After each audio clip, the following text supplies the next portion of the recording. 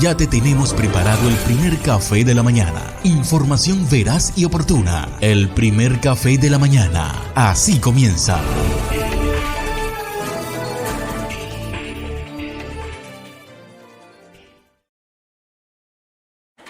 Hola. Hola, buenos días. ¿Sabes lo que es una persona intersexual?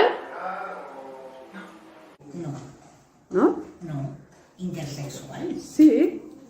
Es que eres internacional sexualmente. Pues no lo sé. Pues no sé lo que es.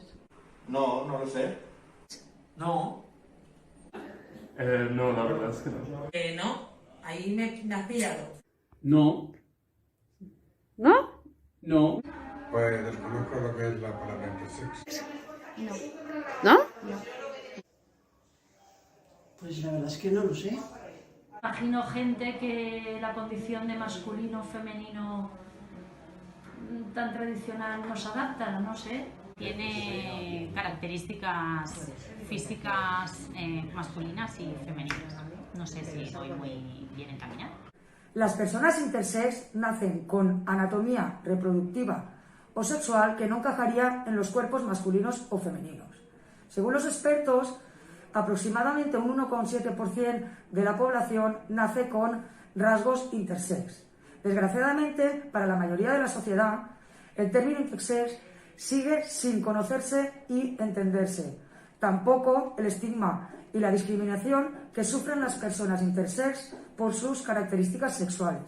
Es por ello que el grupo LGTBI de País Valenciano lo que queremos visibilizar toda y cada una de las diversidades. Recién hecho con información veraz. El primer café de la mañana.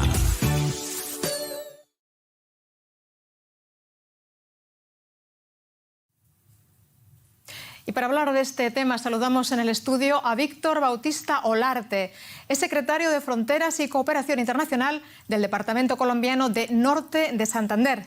Señor Bautista, bienvenido al estudio. Muchas gracias por esta invitación.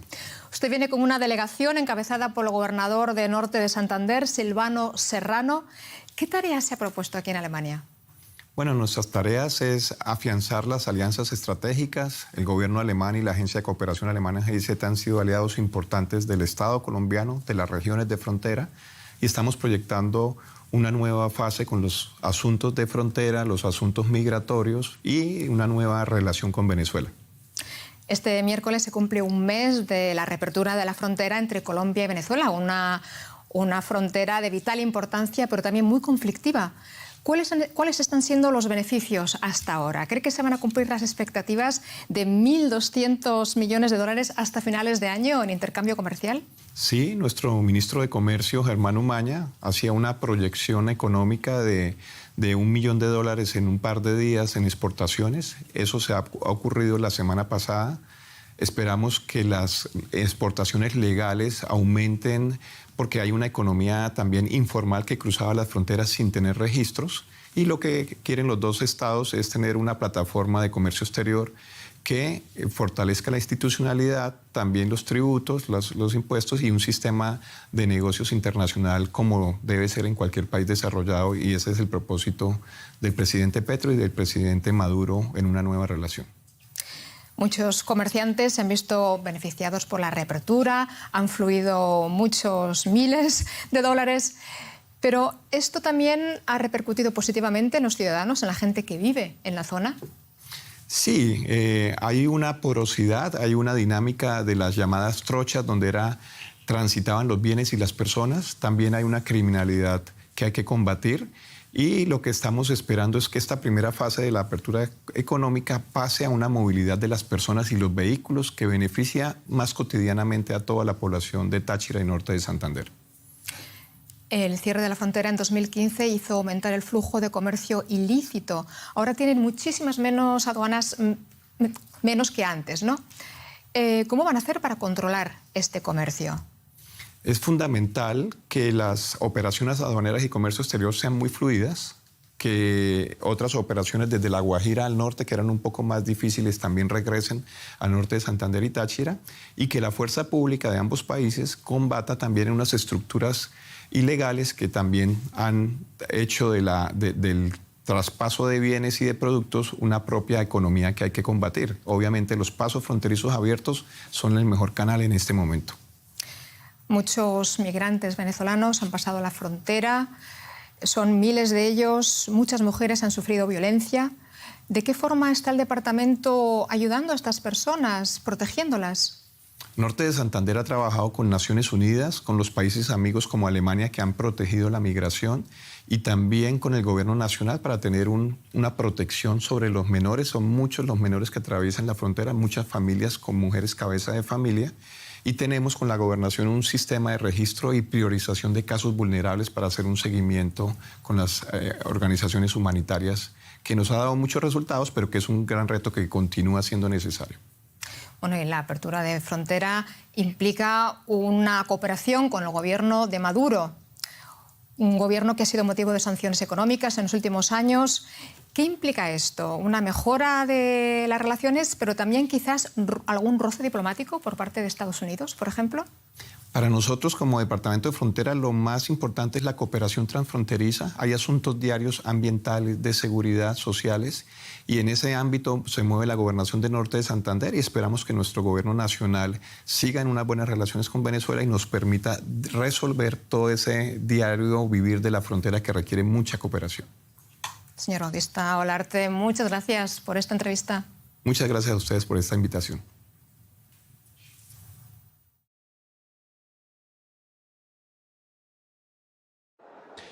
Vamos con más información. El senador Gustavo Bolívar anunció hoy su renuncia. Dijo que prevé su salida del Congreso para el próximo mes de marzo. ¿Qué argumentó el congresista Juan Carlos González? Díganos, por favor. Buenas noches. Buenas noches, compañeros y televidentes. Pues a muchos tomó por sorpresa el anuncio del senador Gustavo Bolívar de renunciar a la curul y retirarse de la política durante un tiempo. Indicó que lo realiza por temas netamente personales y acompañará al gobierno del presidente Gustavo Petro y al pacto histórico hasta el mes de julio del próximo año. Veamos el siguiente informe. Uno de los grandes escuderos del gobierno nacional y del pacto histórico indicó que dejará su curul por temas personales. Hablamos de Gustavo Bolívar, el presidente de la Comisión Tercera del Senado, quien aseguró que el próximo año, luego de aprobar el plan de desarrollo, dejaría su curul. Estoy a tiempo de retirarme, de recuperarme un poco económicamente, pero no lo hago por otros factores, sino simplemente ser responsable con el patrimonio de mi familia. El senador aseguró que volvería a la política en unos 3 años. Es un retiro temporal mientras me vuelvo a estabilizar, pero yo seguiré apoyando al gobierno, seguiré haciendo mi activismo que he venido haciendo en las redes sociales hace ya 12 años y seguramente regreso, cuando ya haya estabilizado un poco la finanza, regreso a la política. Bolívar afirmó que seguirá vinculado al partido Pacto Histórico sin recibir alguna remuneración y que su futuro estará en el cine y la televisión.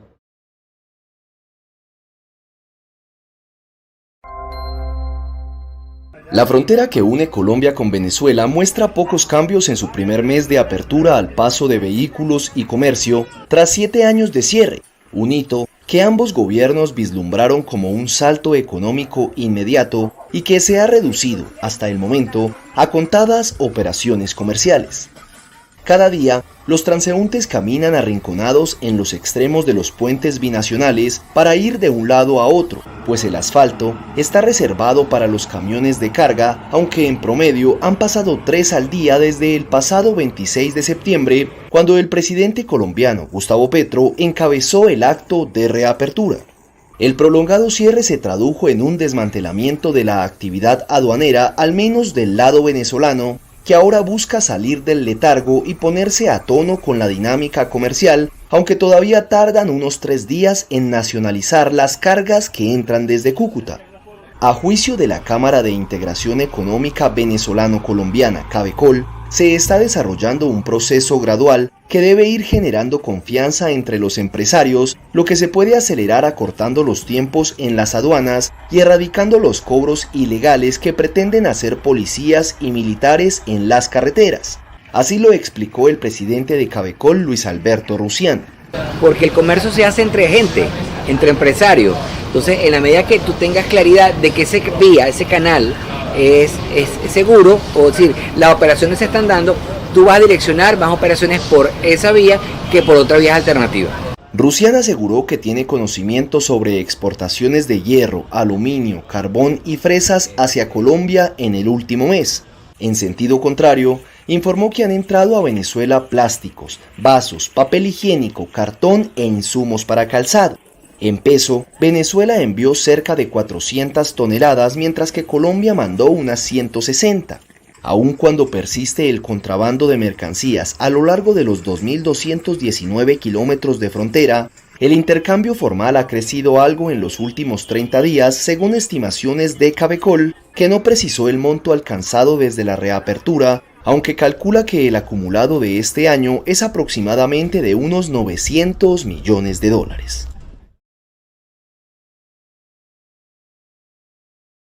Buenas noches. El presidente de la República anunció un cambio trascendental en el texto de la reforma tributaria, cuyo trámite se cumple en el Congreso de la República. Los impuestos a las pensiones no van. Pero no es la única modificación. Habrá también variaciones al impuesto de renta relacionado con el sector hidrocarburos. Yo López, muy buenas noches. Que sea usted quien nos cuente qué más dijo el mandatario, por favor. Hola Mateo, muy buenas noches. Mire, presidente Gustavo Petro dijo que lo que se busca con esta reforma tributaria es aumentar la capacidad de pago del país, pero también aumentar la justicia social en Colombia. Además, el presidente dijo que con las modificaciones que fueron anunciadas hoy lo que se busca es no afectar a la mayoría de los colombianos, sobre todo en el tema del impuesto a las pensiones, que era uno de los puntos más criticados de esta reforma.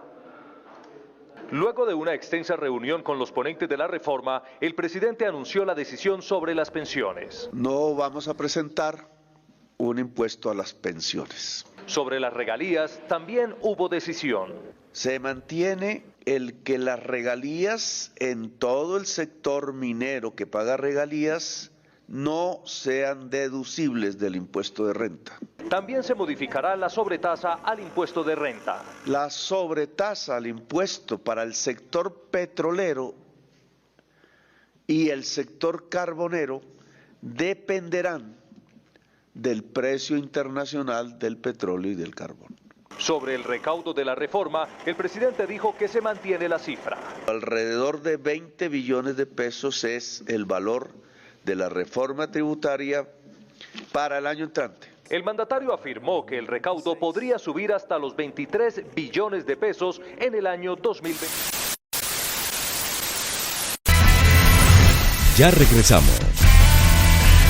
Desde hace 30 años, Helio vibra por la danza y la cultura. 17 años bailando al lado de Rosalba Salcedo le permitieron tener la experiencia necesaria para enseñar y crear la Fundación Folclórica Brisas del Pamplonita, en donde actualmente promueve el rescate de la danza, el teatro y la música a más de 40 niños y jóvenes del barrio Aeropuerto.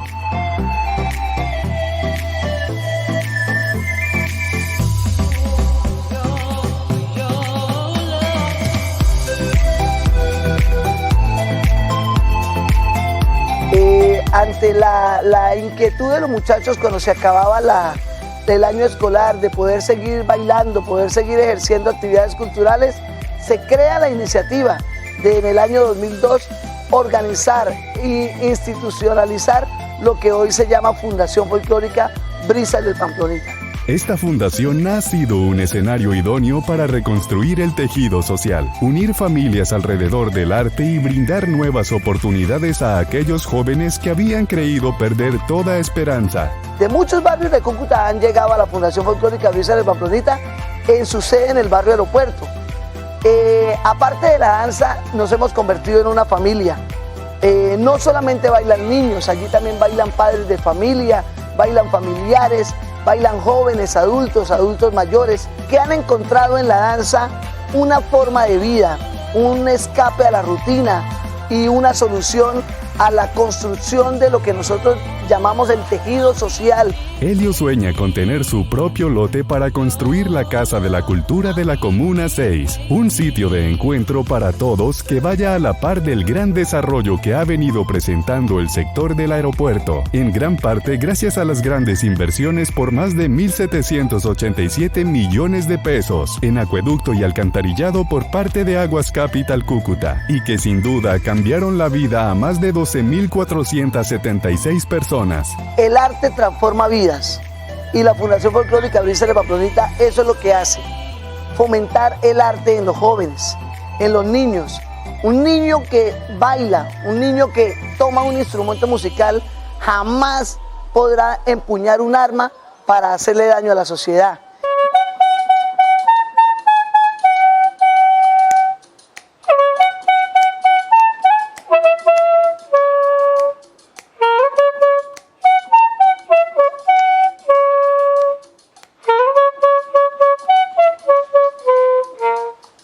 Parte del trabajo que desarrollamos en la Fundación Folclórica Brisa de Pamplonita es brindar apoyo a las personas que desean aprender también de la música. El profesor Orlando es profesor del Instituto Técnico Guaymaral, que ya en su etapa de madurez está intentando y desarrollando el proceso de aprender a tocar el saxofón. El aeropuerto sigue creciendo y mejorando sus condiciones y oportunidades, y con el gran amor por la comunidad y trabajo arduo de personas como Helio, esto será una gran realidad.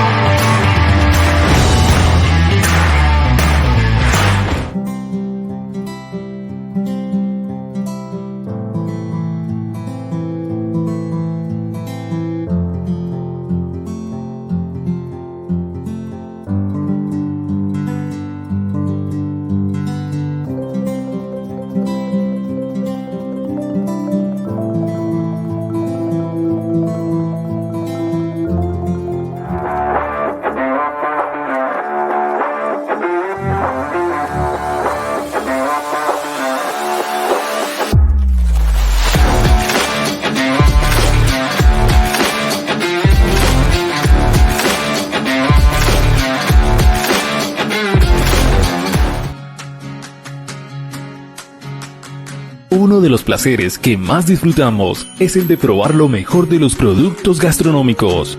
En San José de Cúcuta, tierra de sabores, de sazón y de mucha tradición, se elaboran diferentes recetas para el deleite de propios y extraños. Una de esas tradiciones es la de preparar los más ricos pasteles con diversidad de relleno y acompañantes. Es en su elaboración donde cobra protagonismo Tomasa, la rica masa, como principal ingrediente que brinda sabor y crocancia únicos. Tomasa la rica masa es una empresa cucuteña, fundada por gente emprendedora y visionaria que encontró en su gusto por los sabores de la región la receta perfecta para elaborar un producto de alta demanda, la masa prefabricada para la elaboración de pasteles y de muchas más recetas.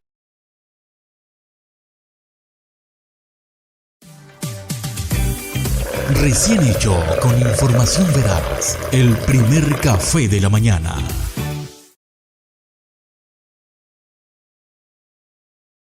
El presidente del Congreso le pidió al gobierno fortalecer a Ecopetrol para que, según dice, se pueda garantizar una transición energética. El pedido para que el gobierno fortalezca compañías como Ecopetrol lo hizo directamente el presidente del Senado. Según Roy Barreras, es la manera de garantizar la transición energética sin caer en improvisaciones. Probablemente se necesite garantizar la autonomía del petróleo exportadora de la principal fuente de divisas, incluso con nueva exploración. Porque la transición energética requiere una empresa, una industria petrolera fuerte que financie la transición energética. El llamado al gobierno nacional es a no generar incertidumbres. La respuesta a la incertidumbre son las transiciones. Las transiciones son moduladas, programadas, planeadas, serias. No es momento de improvisaciones. Entre tanto, el ministro de Hacienda, José Antonio Campo, reiteró la importancia de que Ecopetrol asuma el reto de una transición responsable que permita el crecimiento económico de la... El Papa Francisco pidió al resto de religiones no dejarse contagiar por la lógica perversa de la guerra e invocó el derecho a la paz de todos en un acto este jueves con autoridades de otras confesiones en el Coliseo romano.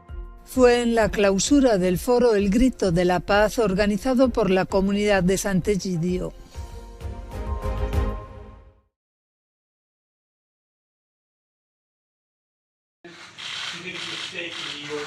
El presidente Joe Biden recibió este martes su vacuna actualizada contra el COVID-19 y los funcionarios federales de salud presionan para obtener más fondos de respuesta a la pandemia cuando la nación se aproxima al invierno. La nueva vacuna, llamada bivalente, protege contra el patógeno original y también las dos versiones más prominentes de la variante Omicron, la BA4 y la BA5. En Estados Unidos, ya más de 20 millones recibieron la nueva dosis.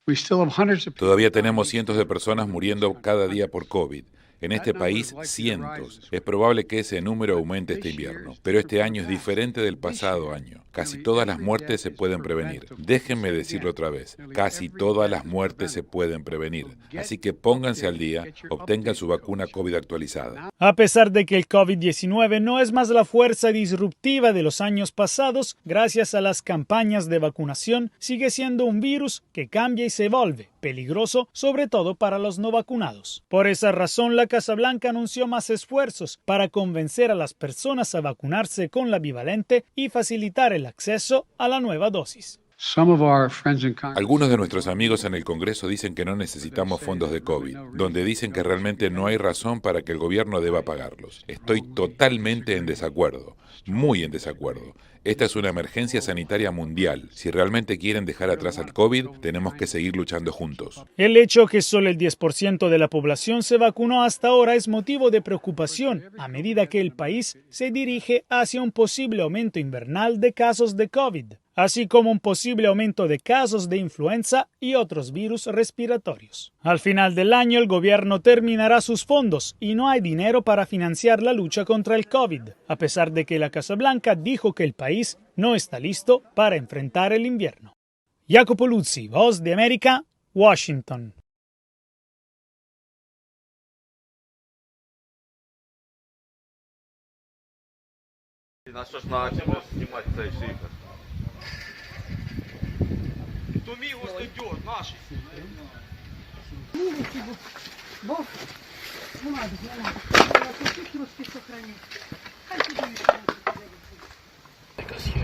We already have more than we had at the previous trip.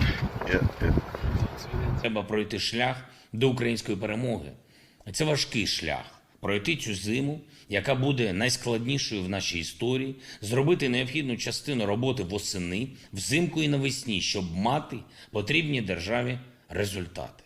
Втримати максимальну змобілізованість наших партнерів заради боротьби за свободу і не дозволити нашому спільному ворогу розколоти глобальну продемократичну коаліцію.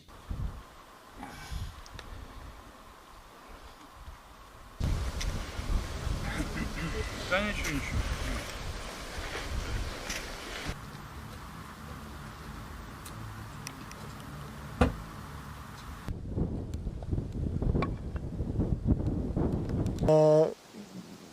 Досвід, напевно, ще рано робити якісь висновки, чи вони виконують свою роль, але в даному випадку, як захисна споруда закопана глибоко в землю, я думаю, вона достатньо є такою, що задовольняє наші потреби.